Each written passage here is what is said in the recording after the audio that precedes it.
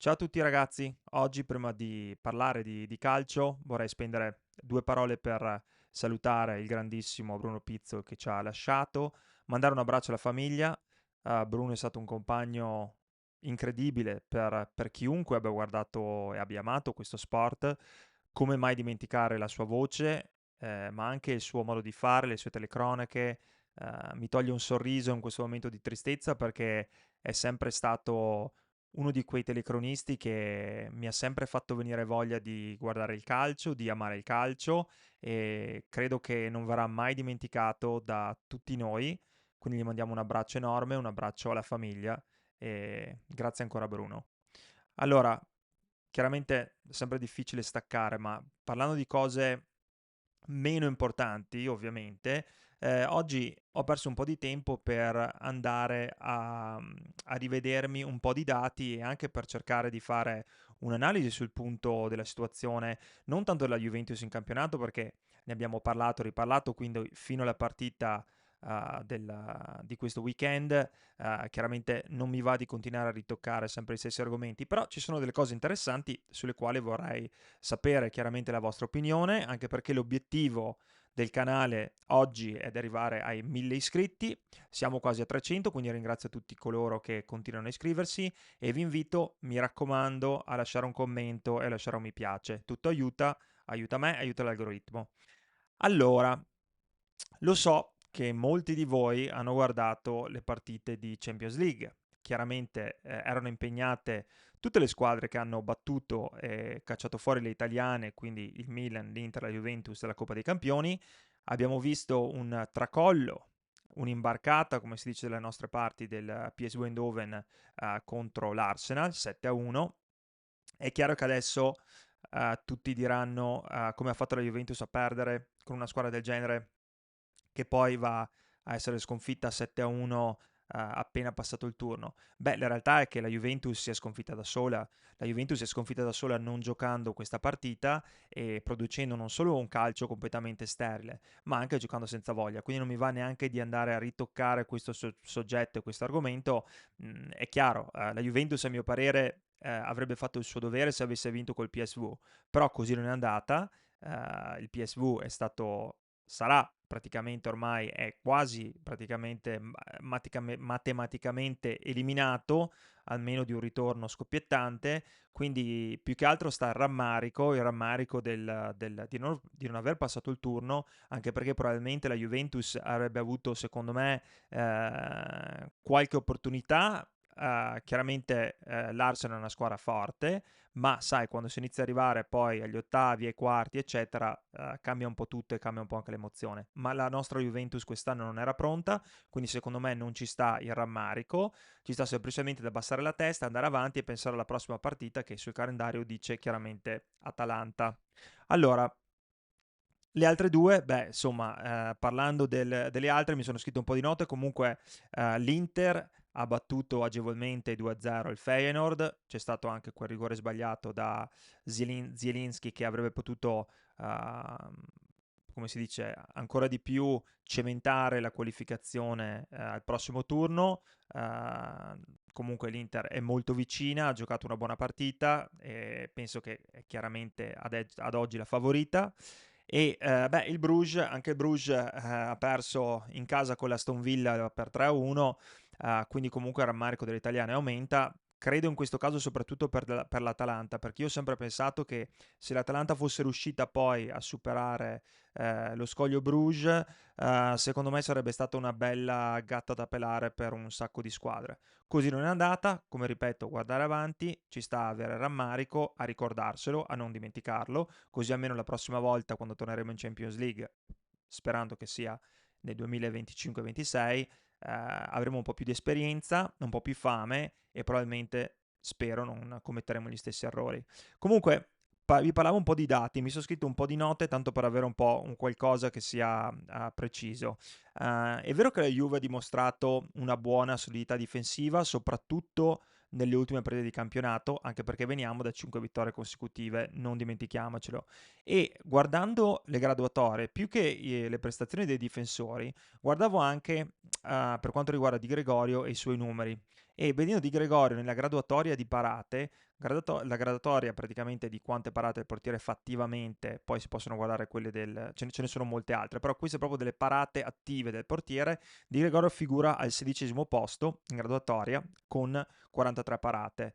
Eh, Tutti i vari Meret, Magnan, Sommer, Carnesecchi, che comunque sono almeno Carnesecchi, Sommer e Meret, fanno parte di squadre che sono sopra noi in classifica. Beh, vi posso assicurare che i loro portieri di parate ne hanno fatte di più. Questo cosa ci dice? Che comunque la Juventus a livello difensivo, come qualità di difesa, sta difendendo molto bene, perché se le parate di Gregorio sono solo 43 e avendo giocato più di 20 partite, quindi si parla di due parate a partita e comunque figura al 16° posto, vuol dire che la difesa qualcosa di buono sta sicuramente facendo. Però le altre cose che mi sono andato a guardare, perché quello che mi ha stupito della partita del Verona è che comunque, a essere sinceri, 27 tiri in porta, mi sarei aspettato una Juventus che vincesse la partita abbastanza, non voglio dire facilmente perché di facile non c'è nulla, però almeno con 3 o 4 o 5 gol. Non ci sarebbe stato nulla di male se sui 27 tiri in porta si fosse riuscito a fare 5 gol, nonostante le polemiche del rigore non ha segnato la Juve e del gol di Suslov e tutto quello che ci va dietro. La Juventus ha meritato di vincere. Però mi guardavo le statistiche offensive della Juventus e del centrocampo. Adesso vi dico il perché. Sarò breve. Allora, Vlahovic è nono in graduatoria della classifica dei calciatori di Serie A per tiri effettuati. Il secondo della Juventus è Ildiz, che è 22esimo, ok? Con 48 tiri. E poi arriva Cobb Miners, adesso lo so, voi dite tira tanto magari, ma molti sono respinti, eccetera, però Cobb Miners è 36esimo con 38 tiri, ok? Però il numero che è interessante è quando si arriva ai gol fatti, perché è vero che la Juventus a livello di gol fatti mi sembra che sia tra le prime, sicuramente tra le prime 10 senza dubbio, però i gol fatti, il primo della Juventus è Dusan Vlahovic, che figura con 9 reti ed è al 7° posto dei cannonieri della Serie A. Però subito dietro di lui ci sono due giocatori che sono Weah e Colomouani. Allora, un Weah che ha segnato 5 gol e Colomouani, che è quello che arriva subito dopo, che ne ha segnati 5 praticamente in 3 partite, dopo che però di partite ne ha giocato una manciata. Ma quello che mancano sono i gol dei centrocampisti. È chiaro che quest'anno la Juventus ha sofferto, vi faccio un esempio, Rabiot, di cui lo so che con la Juventus c'è sempre stato questo amore e odio e questo non essere mai convinti del calciatore, che secondo me comunque di qualità ne aveva, era semplicemente incostante come tanti altri. Però Rabiot era un calciatore che di gol ne faceva all'anno e ci dava quella mano in più ad essere più produttivi in fase realizzativa. E dico anche che in estate sarà imperativo per la Juventus acquistare chiaramente un attaccante, perché Vlahovic, sia chiaro, siamo ai titoli di coda, però oltre al fatto di Vlahovic servirà un attaccante che segna, perché Vlahovic in realtà, per carità, di gol nella Juventus ne ha fatti e ne ha fatti anche abbastanza, però quando è così incostante a livello produttivo, la Juventus soffre tantissimo se non ha delle seconde linee, parlando di centrocampisti o esterni, che comunque riescono a segnare un gol, perché mi sembra che Ildiz ne abbia fatti semplicemente 4 in campionato quest'anno, quindi di cui 2 li ha fatti con l'Inter, quindi pensate voi il suo apporto a livello di gol. Quindi penso che sia molto importante quest'estate non solo andare a valutare il calciatore, ma anche un calciatore che segni. Ecco Lemoni, magari è Colomoni più un altro, dobbiamo cercare qualcuno che sia più concreto, non lo so, però è un qualcosa da valutare prima di fine stagione. Aggiungo l'ultima cosa, che è quella secondo me ancora più importante, e le due cose vanno abbastanza di pari passo.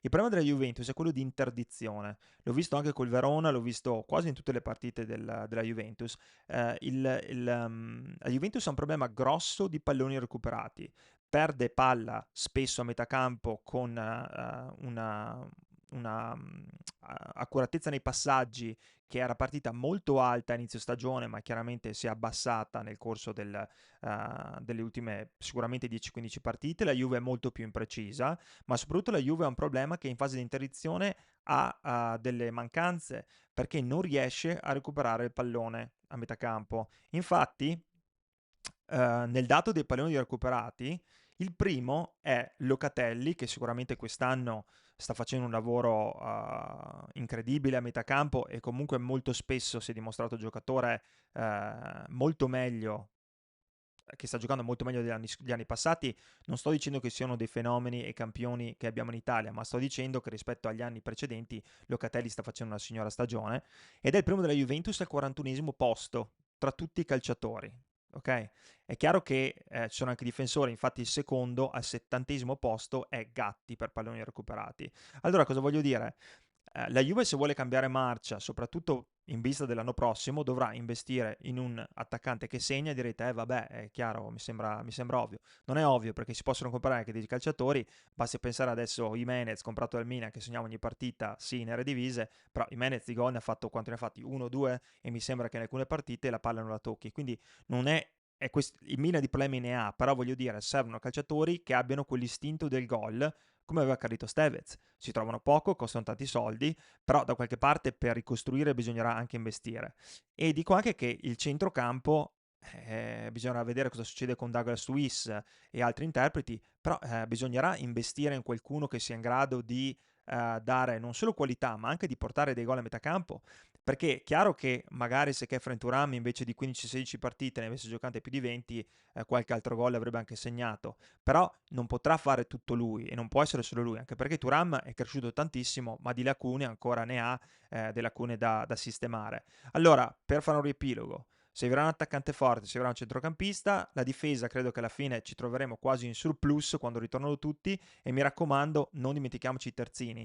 Terzini oggi guardando le partite come di alto livello, come il Paris Saint-Germain contro il Liverpool, i terzini fanno la differenza ad oggi e noi i terzini quando c'è Cambiasso se rimane ed è in forma almeno su quella fascia siamo messi bene, però abbiamo bisogno sicuramente di più spinta perché anche tutto l'anno a giocare chiaramente era un piano B, ma con Sabona tutto l'anno ha dimostrato che avere questi terzini bloccati crea una prevedibilità incredibile e se in quel momento ti manca uno sulla sinistra come Cambiasso, beh a questo punto sì, puoi anche andare a rimaneggiare la squadra e andare a prendere giocatori come UEA e farli sacrificare sulla fascia, ma che se ne dica, questi non sono terzini veri e in fase difensiva a volte faticano abbastanza.